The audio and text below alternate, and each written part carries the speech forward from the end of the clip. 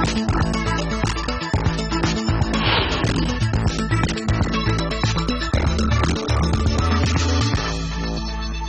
and welcome to Markets Today. I'm Lata Venkatesh and with me is Surabhi Upadhyay. It was a surprising day on the markets actually. We started off on a stable note with the mid-caps actually outperforming and doing very well.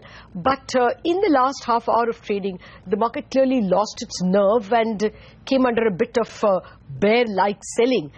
We'll need more investigation and it will be interesting to see whether there's a follow-through. But that was vicious selling. Absolutely, a little unnerving to see it fall so quickly in the last 20 minutes to 30 minutes, as you said, Lata. All right, on that note, let's start with the headlines.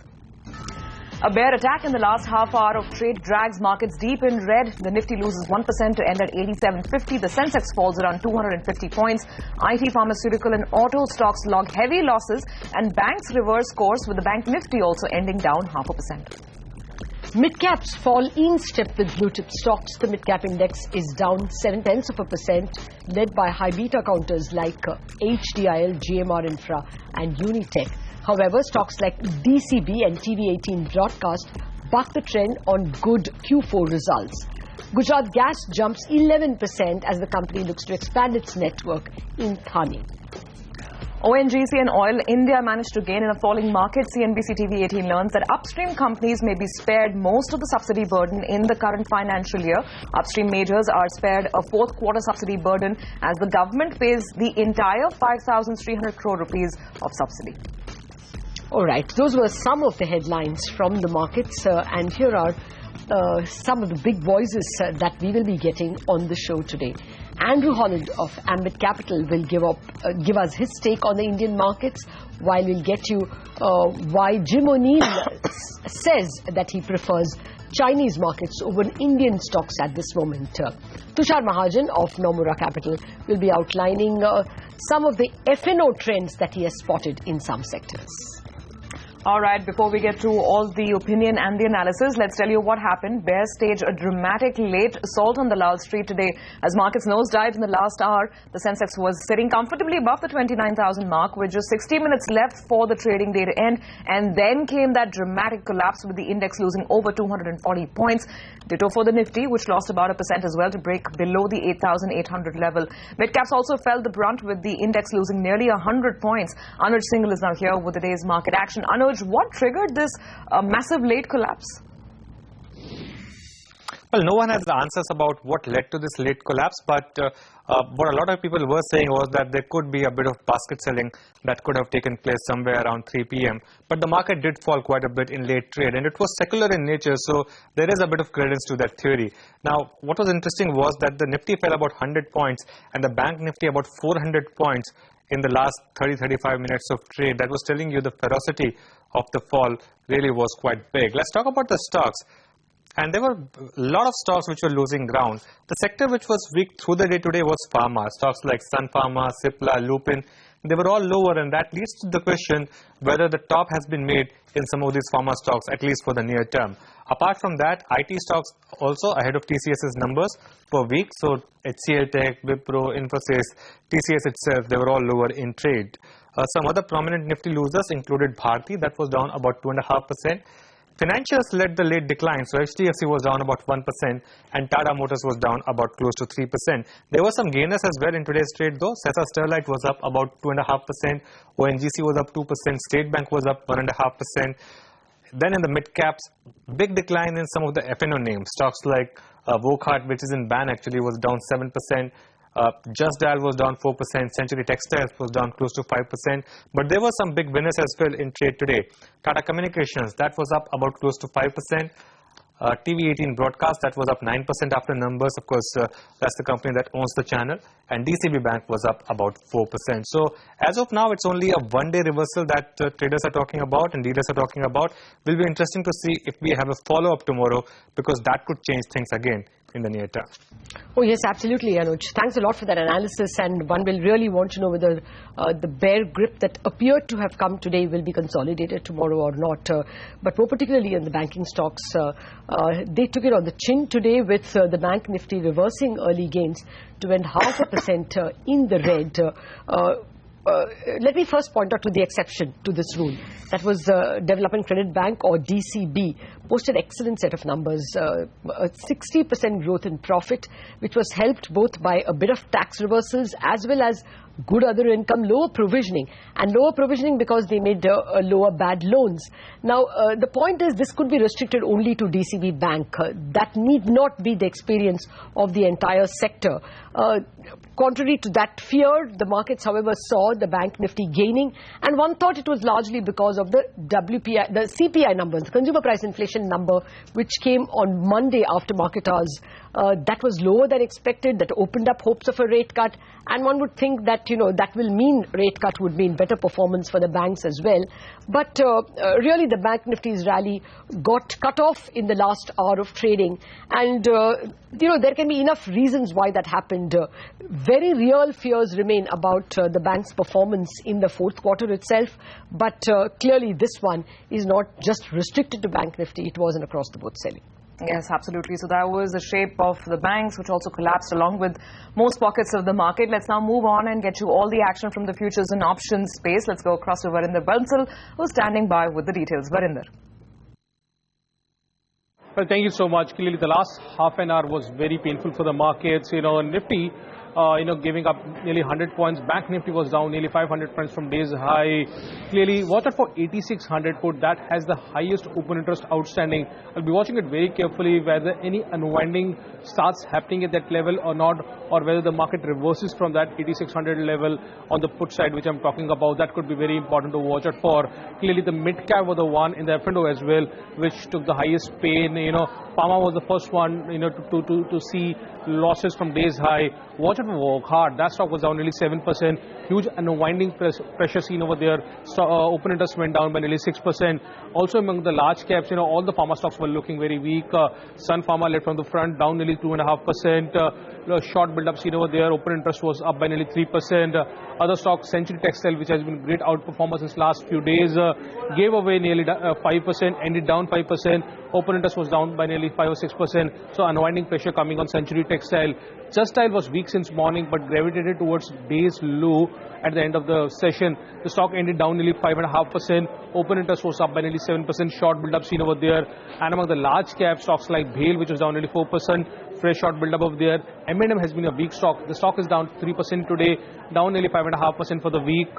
We were seeing constant short build-up happening in that stock. Open interest was up by nearly 12%. And among the private sector banks, it was Axis Bank, which was the weakest, down by nearly 3%. Open interest moving up by nearly 12%. Also, the real estate stocks like Indiabulls Real Estate, HDL, all of them saw short build-up happening in the trade today.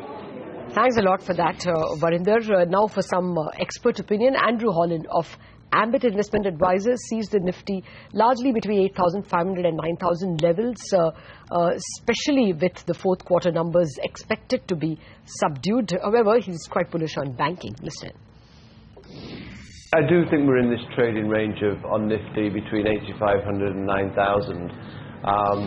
And what would take on the bull side, what would take us above 9,000 would be the land acquisition bill being passed through Parliament, if it does. But otherwise, there's no real catalyst at the moment. The government still has to throw money into infrastructure to kickstart the economy and get the multiplier effect. On the results season, I'm dismal at best is probably what I'm expecting. I know there's quite a few people out there saying, well, it's all priced in, but I don't think it is all priced in. So I think we're going to get surprises on the downside rather than the upside. And the banking sector in particular is going to be an interesting one to watch, because I'm really not sure how they're going to deal with all the non-performing or restructured assets that they have to announce. So could throw up some good opportunities. All right, that was a view from Ambit. Let's move on to other crucial economic data points which came out today. The wholesale price index for the month of March came in at a negative 2.33% versus negative 2.6 figure in February. Well, Lata, it's been 5 consecutive months of decline on the wholesale price index now. First, the caveat, WPI is not the index which the Reserve Bank follows. It prefers to look at the consumer inflation, the number which hits you and me and the retail consumer. That said, the WPI number announced today is very similar in terms of reinforcing trends that the CPI showed us, more particularly food. The fact that it's come in lower than it came in February, year-on-year comparisons, and the fact that food prices fell in March compared to even February, obliterated any fears that unseasonal rains and weather conditions will push up, investor psyche, push up consumer psyche, and lead to higher prices. The other key takeaway is the debilitating fall in manufactured products. As you pointed out, the large part, WPI 63% is composed of manufactured products, which are priced off what the producer pays. And the producer pays what is the landed price. And commodities globally have been crashing. So that is clearly impacting the WPI, which is why you're getting manufactured products for the first time showing a year-on-year contraction of 0.3% or thereabouts.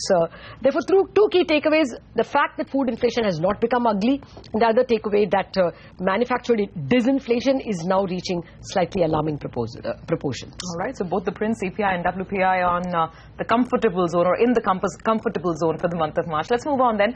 Upstream companies like ONGC and Oil India got a major boost after the Finance Ministry communicated to the Oil Ministry that it will fully compensate oil marketing companies for fourth quarter under recoveries for FY15. With this decision, the Finance Ministry has agreed to pay the full 5,300 crore rupees for under recoveries of OMCs, thus essentially exempting upstream oil companies from sharing this burden. The fourth quarter payout has been met from this budget, and the ministry has budgeted 30,000 crore rupees for LPG and kerosene subsidy payment in the current financial year. The Finance Ministry has also communicated that it will bear the full expense of the LPG DBTL scheme, and upstream companies will play no role in sharing that burden in FY16. However, kerosene under recovery burden will continue to be shared, but the government does not expect that liability to be significantly big in size for the year.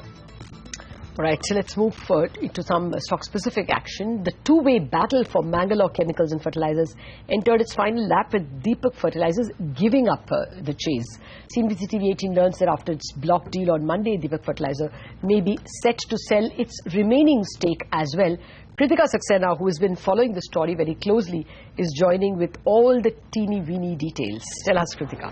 Lata, this has probably been one of the most interesting or the most dramatic battles in the last 1 year as far as deal street is concerned. Now remember, Deepak Fertilizers and Zuari Agro were neck to neck when it comes to the battle for control of Mangalore Chemicals and Fertilizers, or MCF. Now Deepak Fertilizers, in a surprising twist, as you said, sold 12%. They have a remaining 16% left in the company. Now, my sources have confirmed that they are looking at selling their entire stake and cashing out before the 20th of May. So that's the deadline that they're looking at to avoid any volatility that may be there in the stock after the open offer goes through. My sources say that there is a possibility that they may sell around 8 to 9% before the open offer begins. That's again the 21st. There's a possibility in the next 2 to 3 days we may see some kind of official details come in. And of course, this will be through block deals. We could see about 2 to 3 block deals before mid-May, wherein Deepak Fertilizer will completely cash out. So obviously Zuari Agro, being the largest shareholder, and of course with an open offer around the corner, once the open offer is successful,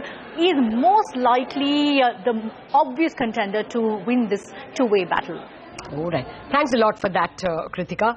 Well, one stock that actually gained more than 10% in trade today was Gujarat Gas, and that's because the company has got the nod from the gas regulator, the PNGRB, to expand its distribution network in Thane, near Mumbai. We have held back Varinder to give us more details. Tell us, Varinder. Well, thank you so much. The one stock which was probably trading upward and gaining over 10% was Gujarat Gas. Two set of positive news coming in for the stock. The first one, of course, was that the company got nod from PNGRB to expand distribution network for Thane. They got an infrastructure exclusivity up to April 1, 2040, and also a marketing exclusivity up to April 1, 2020. But I believe the bigger kicker for the stock was the Deutsche Bank note, which came in, where they initiated the coverage on the stock with a price target of nearly 1,030. That clearly means nearly 50% upside from the closing level of Monday. Some of the points what they have mentioned is clearly that post the merger with the GSPC Gas, the company will be the largest gas distribution company in India. The volumes will go up by nearly 2.5 times with only 7% equity dilution. They're expecting nearly 20% CAGR over the next 3 years and nearly 12% volume growth over the CAGR over the next 3 years. They also see further growth opportunities from new geographical areas.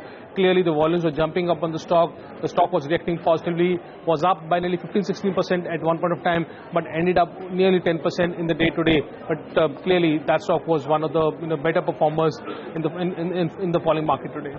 All right, thanks, Virender, so much for getting us all the details. Let's now move on and get you another big voice on the show. Former chairman of Goldman Sachs Asset Management, Jim O'Neill, prefers China over India. He says now the initial euphoria surrounding the new government has started to settle down. It's time to see some real change on the ground, and the Indian markets will need a new catalyst to outdo their Chinese counterparts. Listen in.